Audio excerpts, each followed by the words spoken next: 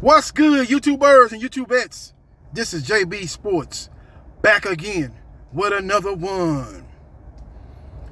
In what can only be described as a dog and pony show, a Russian court sentenced WNBA player Britney Griner to 9 years in prison for having a cigarette butt amount of weed in her possession. She got apprehended at a Russian airport, and originally they were looking at a maximum of 18 years in prison. But from the rip, she was very, very apologetic. Her representation in Russia told her to be very, very apologetic, admit guilt. And at the court hearing, the Russian prosecutor was looking at 9.5 years, and she ultimately got 9 years. And I think the reason why she got 9 years was because at the court hearing, she was very, very apologetic. Apologized for everything outside of the JFK assassination. And that was the main reason why her sentence got cut in half from 18 years, which they were seeking originally, to 9.5 years that was sought by the Russian prosecutor at the hearing, to ultimately get 9 years by a Russian judge. Absolutely ridiculous. Sad state of affairs for Britney Griner. I believe Britney Griner has been used as a political pawn. She's been used as leverage for Vladimir Putin against the United States of America. The Biden administration proposed a prisoner swap a couple of days ago. They will send Russia an arms dealer who was dealing arms here in the United States, who have been held captive since being apprehended. They would send him back to Russia, and Russia would send the United States Britney Griner and Trevor Reed. Now, Trevor Reed been down there for 3 years, since 2019. He's a U.S. Marine. He's from the Woodlands area here in Houston, where I'm from. So is Britney Griner. She played her high school basketball here in Houston, a greater Houston area, A-Leaf. She went to A-Leaf Elsick, was an all-world player at A-Leaf Elsick, was an all-world player at Baylor University, and was an all-world player in the WNBA. She was over there in Russia making good money. I heard that they pay real good over there in Russia. I think she make more money over there in Russia than she make here playing in the WNBA. That's the reason why she was over there in the first place. Now, she was trying to get back home because the Russia-Ukraine conflict was about to break out. It was a couple of days prior to Russia invading Ukraine, and she was trying to get back home. She, as well as her teammates, saw the handwriting on the wall that it was about to get real, real ugly down there in Russia. It was about to get real bad. It was about to go to war with Ukraine. It was going to be a lot of things going down in there that she did not want to be a part of, so she's trying to get back home. I don't know what the status was of that Russian league. Was it still in season, or was it at the end of the season? Whatever the case may be, she was trying to get back home. She was at a Russian airport, and she got found with a small traces of marijuana in her possession, and she ended up getting 9 years for her trouble. Absolutely ridiculous. Now, the U.S. criminal justice system needs to be reformed. I've been on the front lines for years now trying to get that done. Me and many other people of color have been trying to get that done. But the Russian criminal justice system needs to be abolished. The U.S. criminal system needs to be reformed, but the Russian criminal system needs to be abolished. And this is a prime example of that. Now, the criminal system in Russia has over 99% conviction rates. That in itself lets you know that that system needs to be abolished.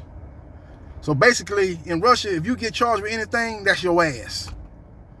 What you need to do is try to be apologetic, admit guilt, and try to minimize your sentence. That's your only course of action down there in Russia. It ain't nothing about no innocent until proven guilty like we got here in the United States. And in a lot of cases, that's not really true. But at least you do go to get your day in court. And if you got good representation, have a real good lawyer, not a court-appointed lawyer, your chances of success is at a higher level than if you get with a court-appointed lawyer. A lot of people that have those court-appointed lawyers can't afford lawyers. So it's all about money. The more money you got, the better chance you have in the criminal justice system here in the United States. But over there in Russia, you get charged with anything, that's your ass. It ain't about, hey, I'm gonna get this lawyer that got a lot of money, this, that, and the third. You're gonna do some time. Your best course of action is to minimize your time, because you're gonna be guilty, no matter if you did it or you didn't do it. And that in itself needs to be changed there in Russia. That's why the system there in Russia needs to be abolished, in my humble opinion. With all that being said, my thoughts and prayers go out to Britney Griner and her family and friends. Hopefully, they'll be able to secure a release here in the near future. It's not looking good right now. The last prisoner over there in Russia that got released to the United States was over there for 3 years. Now, Britney Griner has done 168 days so far. Trevor Reed has done 3 years over there so far. So Biden is trying to seek their release, and he has offered the Russian government a prisoner swap. The Russian government counterproposal was to tell the United States to stay out of its affairs in Ukraine, quit helping the Ukraine militarily wise and strategically wise. Stay out of the Russian-Ukraine conflict is basically what the counterproposal. I think they had some more things in the counterproposal, and that was some things that the United States could not agree on. They were not going to be able to accept that. Russia knew that, so they were never they was never serious about negotiating a release of Britney Griner and Trevor Reed for the Russian citizen over here in the United States that is being held captive because he's an arms dealer. They were never serious about those negotiations, and they're using Britney Griner as a political pawn and using it as leverage against the United States government. We will see what happens, and we will see what transpires. Sad, sad, sad state of affairs. Sad state of affairs. Britney Griner had a license to have marijuana in her possession here in the United States. She had a medical marijuana, is what they call it down here. That's the description they give it down here, to give you a license to carry marijuana in your possession without being prosecuted. But that doesn't hold no water over there in Russia, as their laws prohibit any citizen for having drugs or any form of drugs in their possession. And if they're found with drugs in their possession, that's your ass. It's basically the criminal system down there in Russia. And your only course of action is to minimize that sentence, because you're going to do time. It's all about just minimizing the time. Whatever the maximum time is, you need to be very apologetic to minimize that maximum time. Don't be out here saying, I'm innocent, I'm going to fight this, I'm going to get a lawyer. They trying to do me dirty, all that type of stuff. End up getting you 18 years for a drug charge. 18 years in a Russian prison for a drug charge.